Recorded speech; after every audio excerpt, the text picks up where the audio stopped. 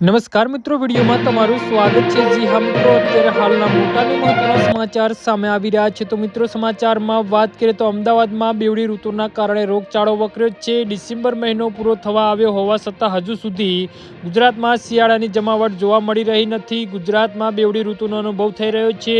Double સિઝનના અસરથી અમદાવાદમાં virus ઇન્ફેક્શનના કેસોમાં નોંધપાત્ર ઉછાળો નોંધાયો છે। અમદાવાદ શહેરના યુનાઇટેડ હેલ્થ સેન્ટર અને કોમ્યુનિટી હેલ્થ સેન્ટર એક જ દિવસે 1500થી વધુ કેસ નોંધાયા છે।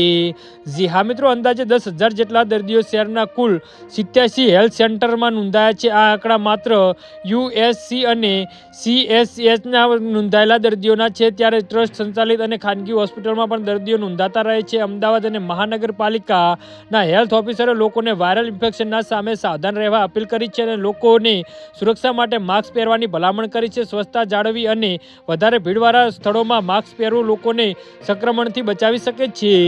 જી હા મિત્રો, તો આના વિશે તમારું શું કહેવું છે તો નીચે અમારી કમેન્ટ બોક્સમાં જરૂરથી જણાવજો અને અમારી યુટ્યુબ ચેનલને સબસ્ક્રાઈબ કરવાની ભૂલતા નહીં। ધન્યવાદ।